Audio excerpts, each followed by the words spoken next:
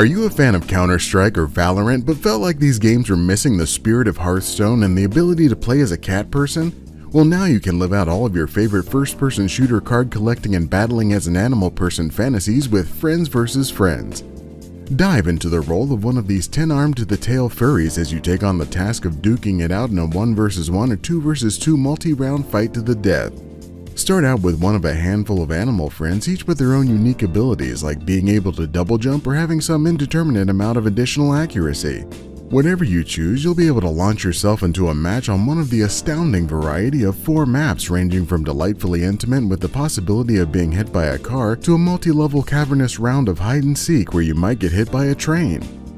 Whether you're battling it out in the intense cat and also cat competition of one-on-one or the nearly coordinated chaos of a communication-free 2v2, you'll always start with a handful of cards and a single pistol to dispatch of your enemy.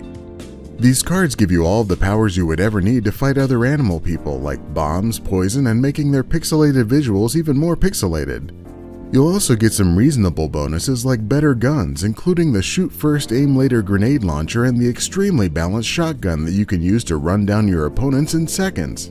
If you do manage to win 3 rounds in a row, you'll be the victor of the match and have the option to rematch if no one runs away like a little bitch because they got their fuzzy asses absolutely destroyed. Of course, when the occasionally balanced level system decides it's not your lucky day, you may opt to accept the title of little bitch yourself. Either way, you'll head back to the menu screen to tally up your nearly perceptible amount of XP and possibly make it to a new level where you'll gain goodies like money, card packs, and unlocking new animal people you can use to toss out your deck of murder cards. You'll also be free to explore everyone's favorite place to hang out, a dilapidated strip mall. Here you can enjoy the magic of looking at available characters, shooting all the guns in the firing range, and diving into the breathtaking world of building a deck of cards. After dozens of matches, you may have unlocked enough cards to be able to change them within the strict requirements of no fewer than 25 cards and a maximum of 50 cost. But if you've embraced the will of the gods and hoarded every good luck charm, you may be blessed by RNG to get some of the best cards and even some extra ones to boost their level, giving you the advantage you've always wanted in this entirely skill-based competition. Friends vs. Friends. Combining the skill of first-person shooters with the RNG of card battle games to create all of the inconsistency that you would expect. Even though this game doesn't have any rankings, ladders, or anything I'd describe as try-hard competition, the core of the experience mirrors competitive games in a lot of ways.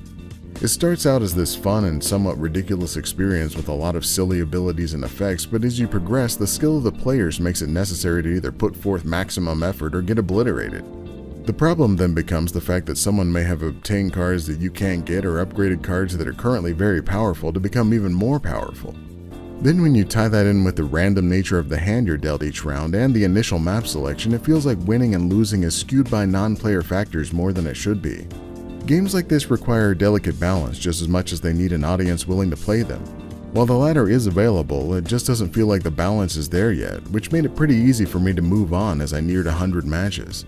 It was nice that this game was fairly cheap and provided hours of entertainment before I lost interest, and it's cool that they don't have any microtransactions in-game even with the incredibly rare resource used for cosmetics. The developers seem committed to updates with fixes and additions so far as well, so for all those reasons, Friends vs. Friends gets the abbreviated score of OK. If you'd like to see more hot takes, warm satire, and tepid commentary about video games, make sure to like this video and check out my other abbreviated reviews.